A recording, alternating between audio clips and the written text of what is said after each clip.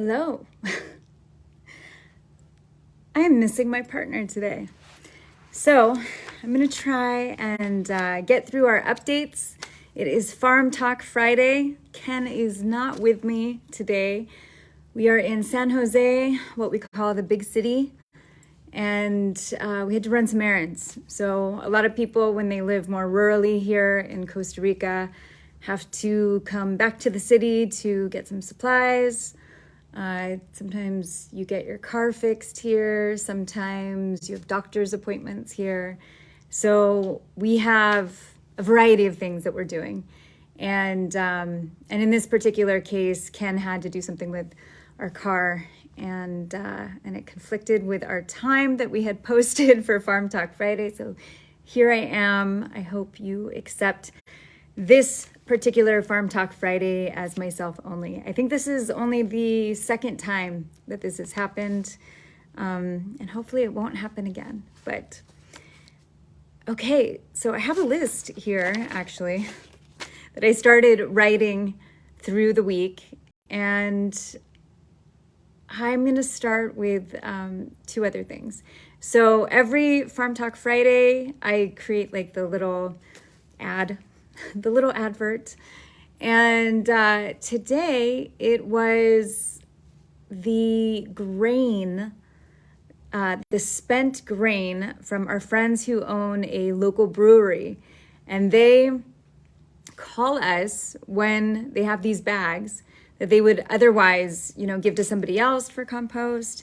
And what we do is we dry it out, and then that becomes a large part of our chicken feed.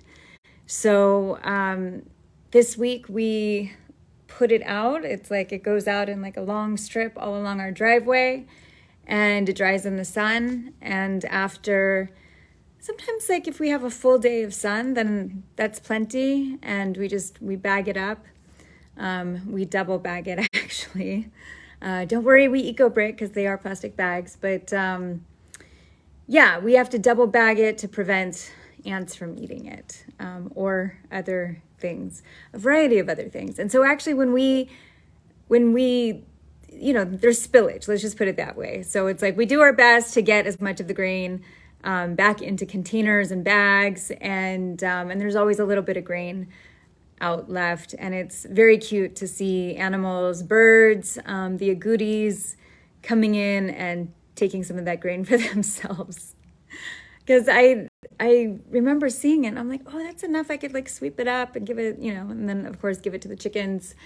But why not just leave it for the other little beings that come into our yard anyway. So that is the story on the spent grain. Our friend's brewery is in Malpais, and it's called La Perra Hermosa. And because we do kind of an exchange with our Rosa de Jamaica, they've named something on their menu the Green Wave, which is very sweet.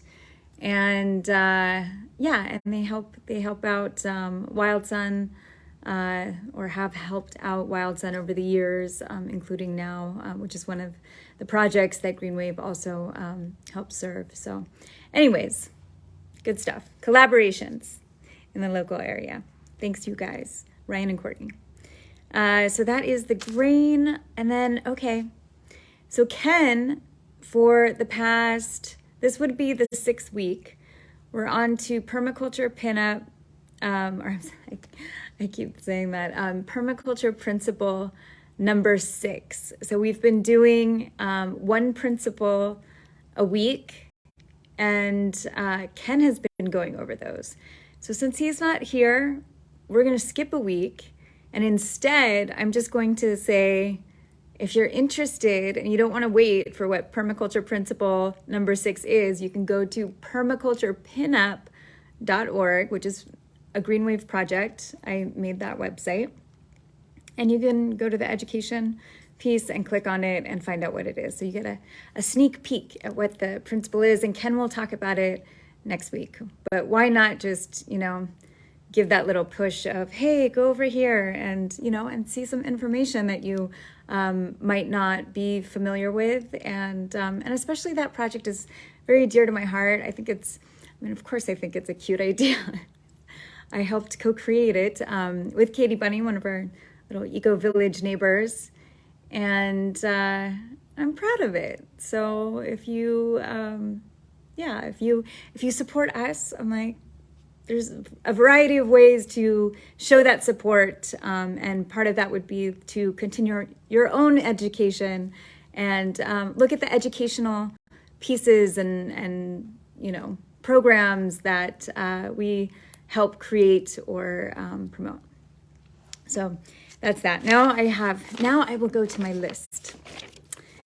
So this week on the farm, we had what I would call a chicken emergency.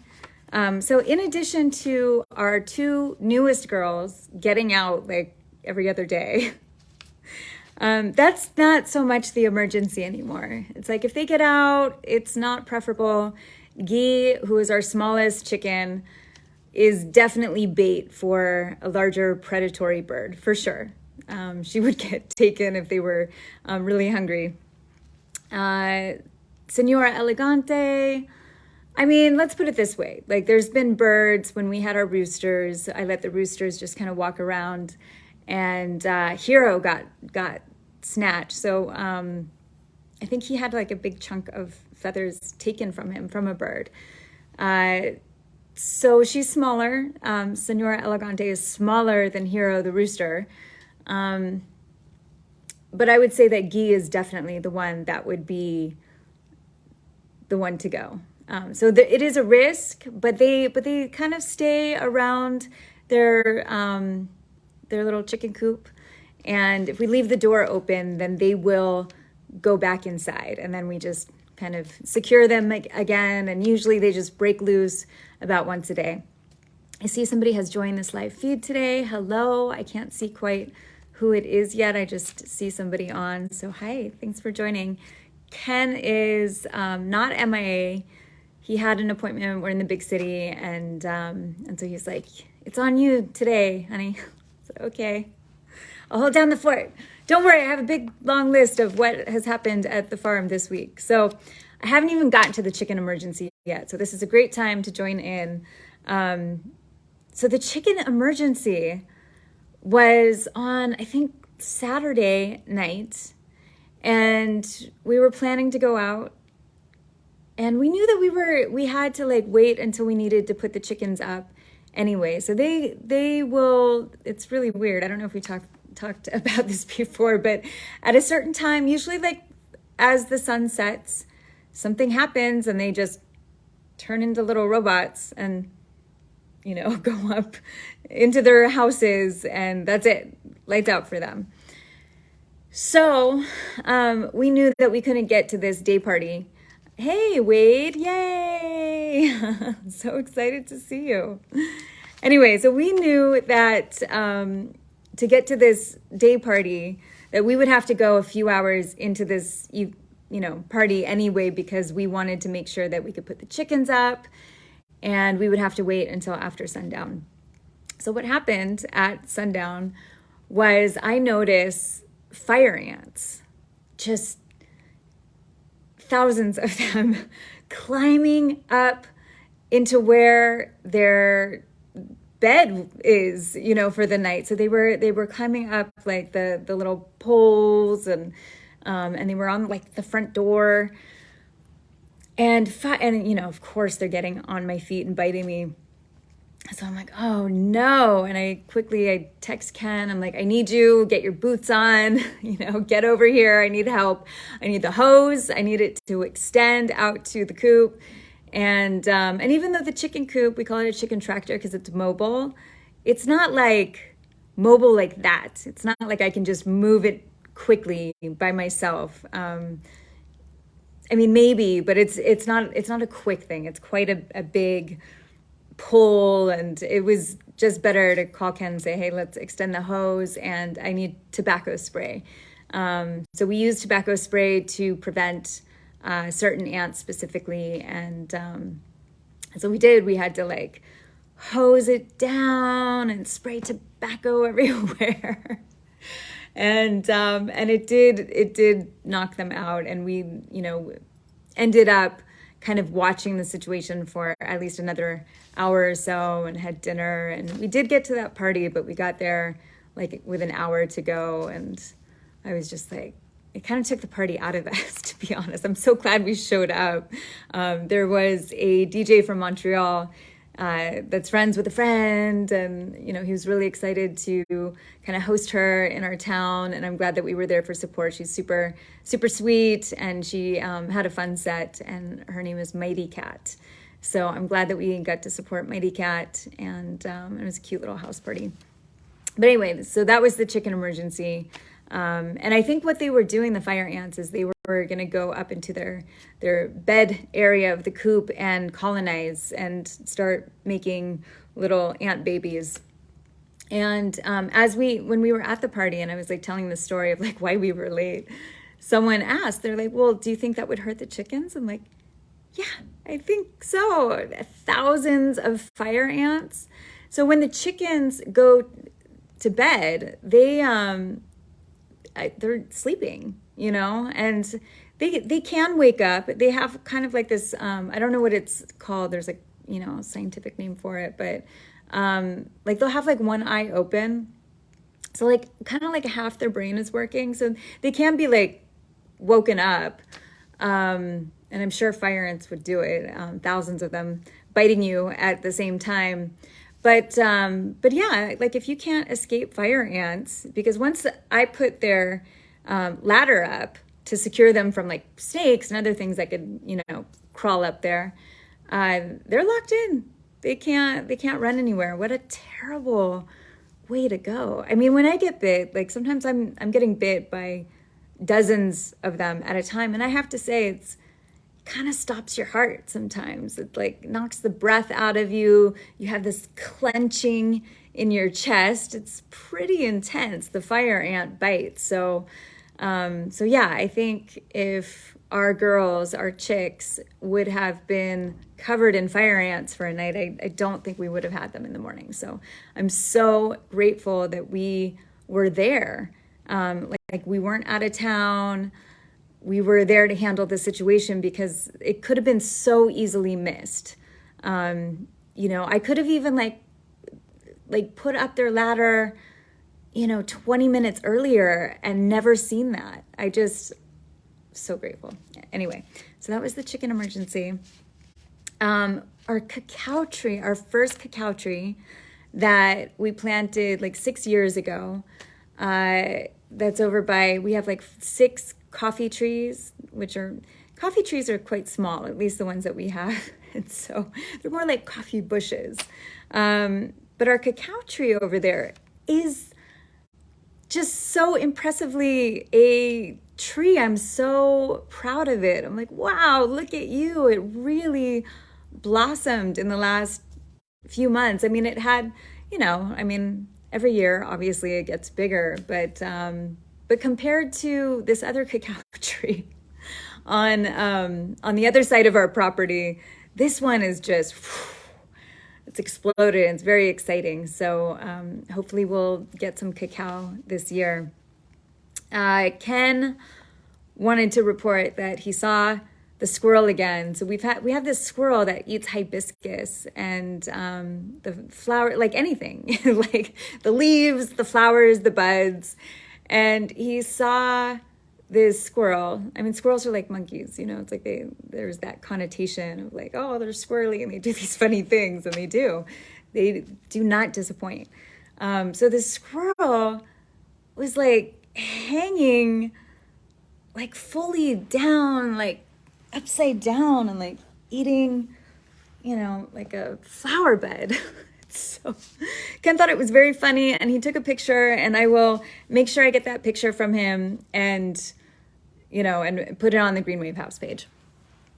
But anyway, so he saw that twice this past week, and he just thought that was super funny. Let's see here. Naivete. I don't know if I'll talk about that one. I'm going to put in a seed order with this company called Plante.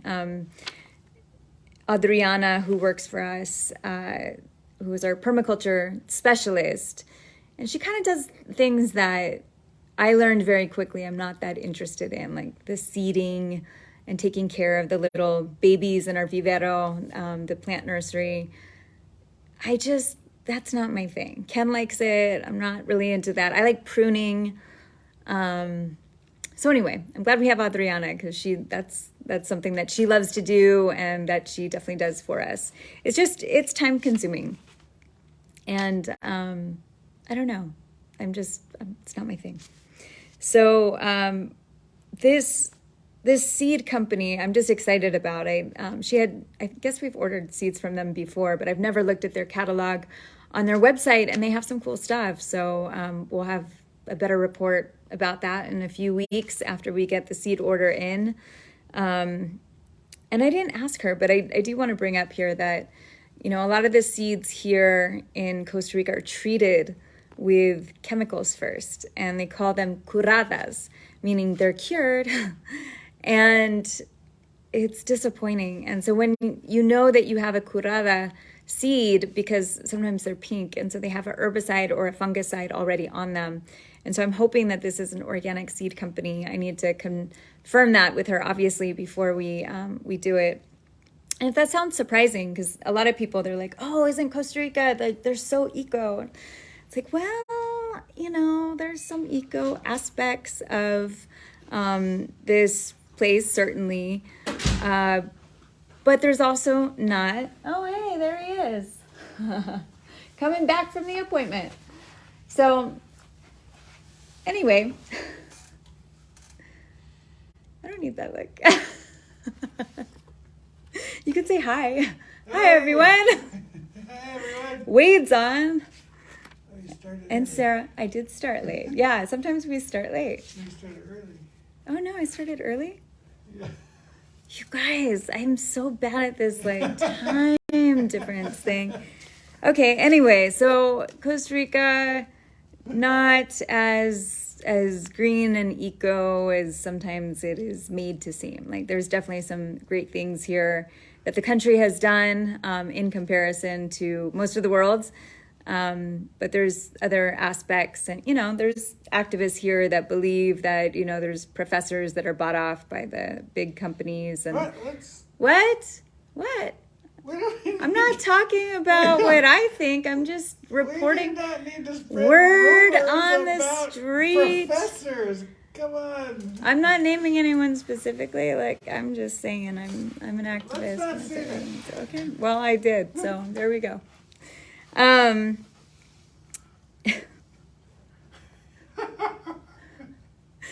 So Ken's apparently not going to be jumping into this cast today, even though he walked into the room. Ken, from the background, would you like to say anything about the agouti and the yin yang, or do you want me to tell the story for you?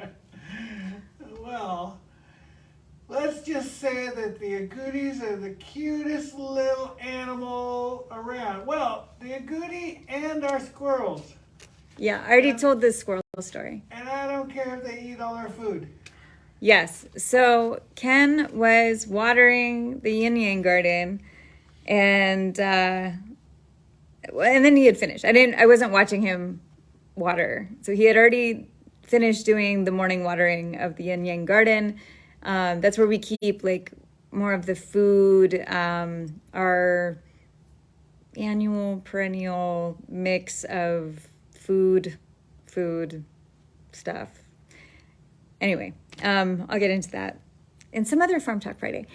So anyway, he was doing that. He comes in, I get there, and we're having coffee, and he said, oh, it was so cute. This agouti in the garden came up really close to me today, like the closest an agouti has ever gotten to me. I'm like, wait, what?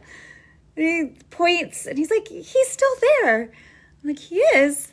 And I look, and, the agoutis in our garden, and agoutis are like rabbits or, other critters that most gardeners don't really want in their garden because what they're doing there is eating the things that you're growing. So then Ken said, oh, should I scare it away? And I'm like, well, I'll go do it. He didn't want to do it really because he was like, well, I don't mind that they're eating our food. I'm like, well, we still are planting this stuff, not to we can afford to buy food outside of what we're growing. But the point of us doing this is also to grow the food that we're trying to grow. So anyway, I did think that we should not encourage the agouti.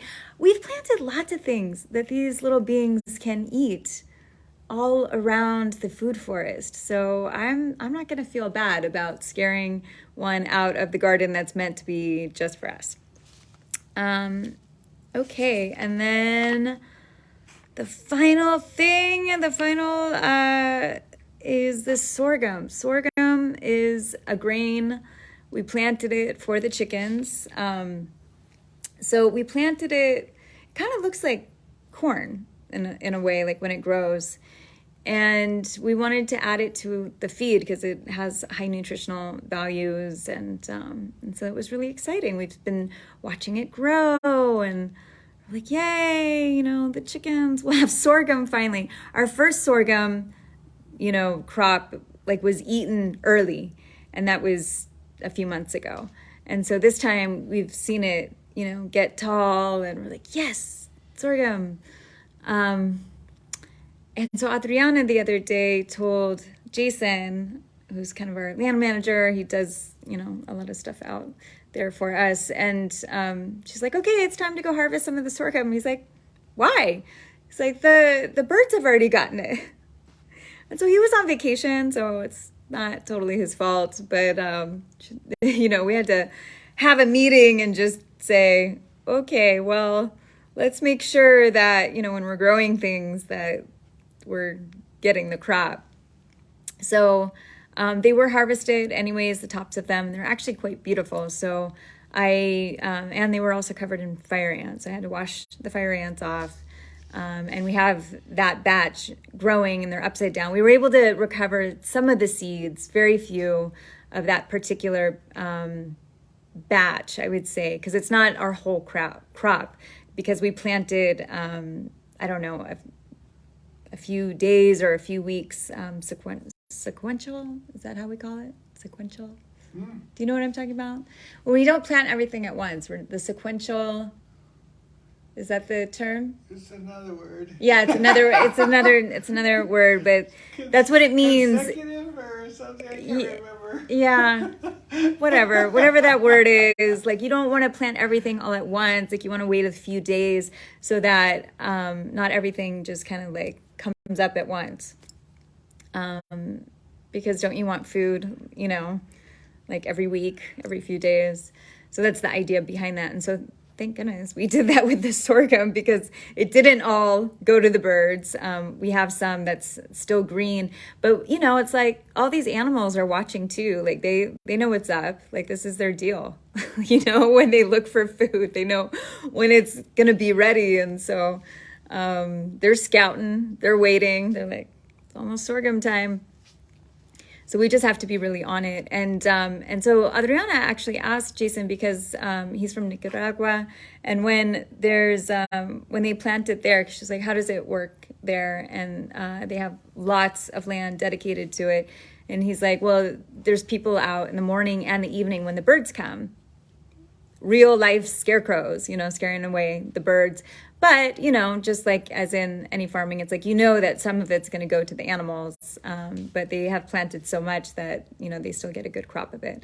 So anyway, back to the drying of the sorghum tops that are seedless.